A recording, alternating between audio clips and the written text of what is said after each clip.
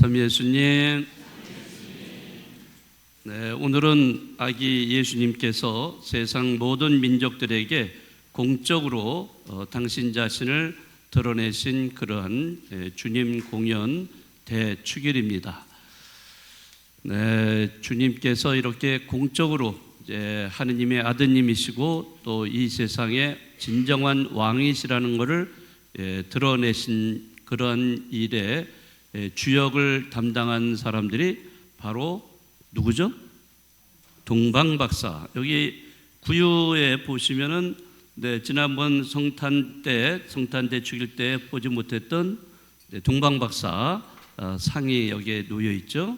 네, 몇 사람이죠? 네, 세 사람. 보셨어요?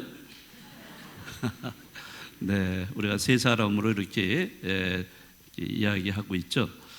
자, 세 명의 동방박사들, 이들은 사실 동방에서 온 사람들이에요. 어떻게 보면 천문학자, 점성술, 여러 가지로 표현을 하는데 어쨌든 각각 자기네들이 사는 곳은 다 다른 사람들이에요. 그런데 같은 날에 같은 시간에 그 별빛을 본 겁니다. 네, 그리고 그 별빛을 따라 오다 보니까 세 사람이 같이 만나서 이 베들레헴까지 오게 되었다고 하겠습니다. 네, 벌써 이 동방박사들은 하늘의 그 별빛이 예사롭지 않다 하는 것을 이제 직감을 했을 겁니다. 그리고 그 별이 끊임없이 이렇게 움직여가는 것에 뭔가 특이한 점을 발견하고서는 그 별을 따라서 이렇게 오게 된 겁니다.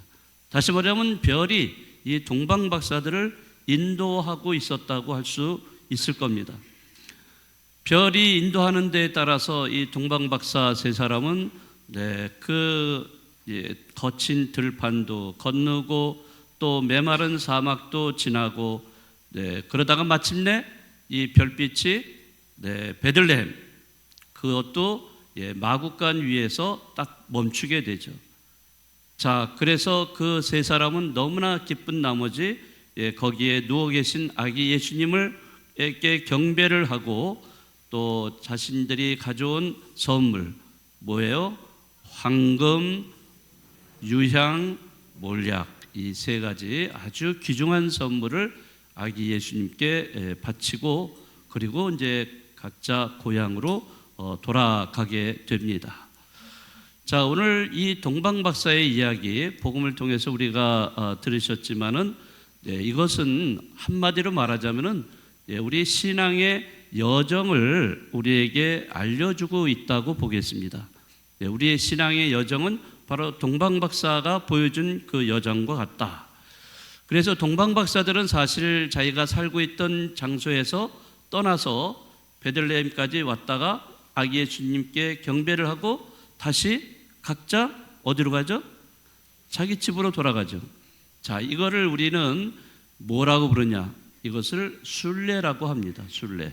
네.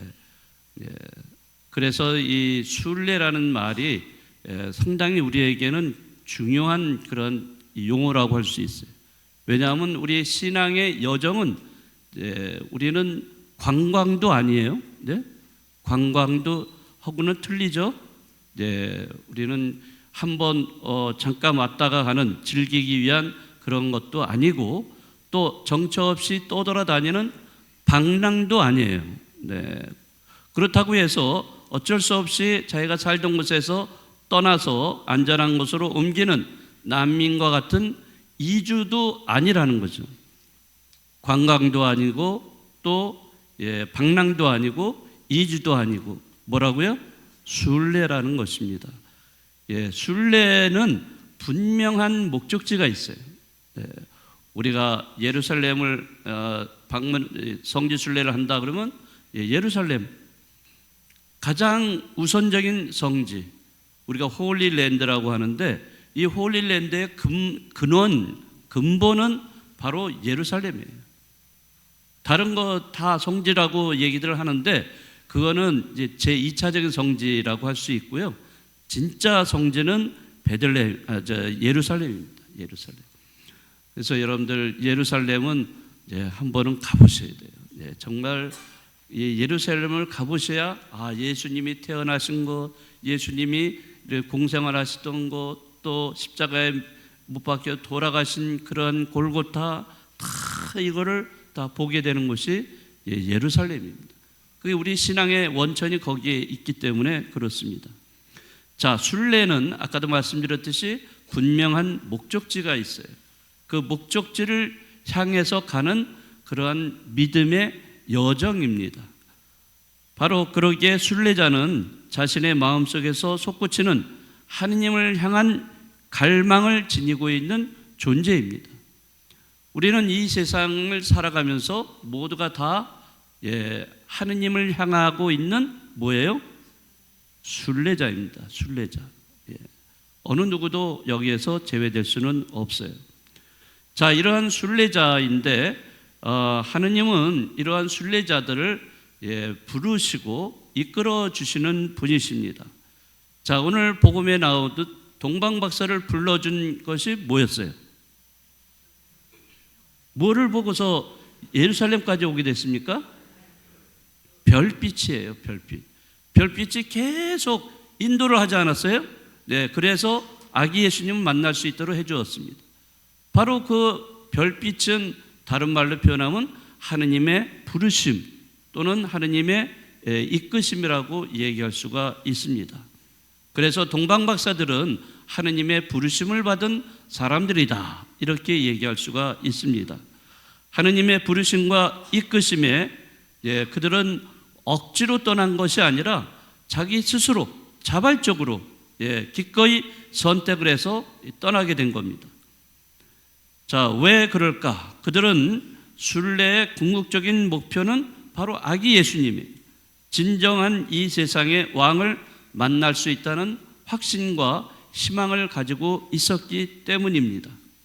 만약 그들이 하느님의 이러한 부르심인 별빛을 보고도 반짝반짝 밤하늘에 빛나는 또 그러면서 자꾸 움직이는 별빛을 보고도 저거는 그렇겠구나 이런 식으로 그냥 그 자리에 머물러 있었다면은 그들은 아기 예수님 만날 수 있었을까요? 네, 만날 수가 없었습니다. 자, 예를 들어서 구약의 아브라함 믿음의 조상도 마찬가지예요.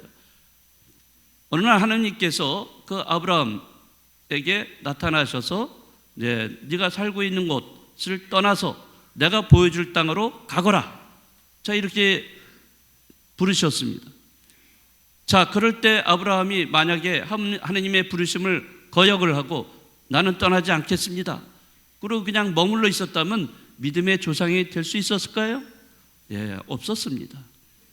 그가 믿음의 조상이 될 수 있었던 것은 여러 가지 위험과 어려움을 극복하면서도 하느님이 보여주실 땅으로 떠났기 때문에 그렇습니다. 물론 낯선 곳으로 떠난다는 것은 쉬운 일이 아닙니다. 여러 가지 불편함을 감수해야 되고 또 거기에는 안전과 보장이 없어요. 이런 것들을 포기해야 합니다. 위험이 두려워서 길을 떠나지 않는다면 그런 사람을 우리는 죽은 사람이다 라고 표현을 합니다. 넘어지기를 두려워한다면 여러분들 자전거 배울 수 있겠어요? 네, 자전거 배우려면 무수히 넘어져야 돼요. 자, 수영을 여러분들 배우고 싶다면 수영장에서 배우다가 수영장에서 물을 먹을까요, 안 먹을까요? 네, 그렇죠. 먹을 수밖에 없어요. 네, 그러니까 이런 물을 먹으면서도 배우게 되면은 나중에 수영을 잘할 수 있는 사람이 될 수 있는 거예요. 자, 그런 두려움을 너무나 지나치게 갖는다면 아무것도 할 수 없어요. 그래서 진정한 신앙인이 되려면 이런 두려움을 극복을 해야 되고 또 용기를 가진 사람만이 진정한 신앙인이 될 수가 있다는 걸 알 수 있어요. 넓은 면에서 본다면 우리 인생은 길 위의 인생이라고 얘기할 수가 있습니다. 동방박사들이 별빛을 발견하고 떠났듯이 우리도 하느님의 부르심 또 이끄심에 따라서 그분을 향해서 떠나야 하는 이런 순례자들입니다. 그렇지만 여러분들이 지금까지 살아오면서 많은 것을 체험하셨지만은 인생길을 간다는 것이 녹록지 않다는 것을 잘 아실 거예요. 이 길을 가다 보면은 어느 때는 이제 쓰러지기도 하고, 때로는 잘못된 길로 가기도 하고, 또 어느 때는 길을 잃고 방황하기도 합니다. 그러면서도 동방박사는 별의 인도로 마침내 이 예루살렘에 도착을 합니다. 자, 그런데 예루살렘에 도착을 했는데 누구를 만나죠? 그 예루살렘의 그 왕인 누구예요? 네, 헤로데를 만납니다. 헤로데 대왕은 로마 제국에 빌붙어서 권력을 누리고 있었던 자입니다. 그래서 헤로데 대왕은 세속 권력과 명예에 대한 보상을 약속하는 것으로 동방박사들을 유혹을 합니다. 자, 너 아기 예수님 만나고 나한테 다시 와라. 그러면 거기가 어딘지 나한테 알려주면 내가 가서 경배하겠다. 자, 헤로데가 한테 만약 알려줬으면 어떻게 했을까요? 당장 가서 아기 예수님을 없애버렸을 거예요. 예. 자, 이처럼 세속의 유혹이라는 것, 그런 메시아를 만나는 순수한 열정을 지녔던 동방박사들도 비껴갈 수 없었다는 것을 알 수가 있죠. 네. 자, 그렇지만 별빛은 계속 동방박사들을 아기 예수님께 인도해 주었고, 꿈을 통해서 헤로데의 유혹을 피해가도록 그렇게 또 깨우쳐 주었죠.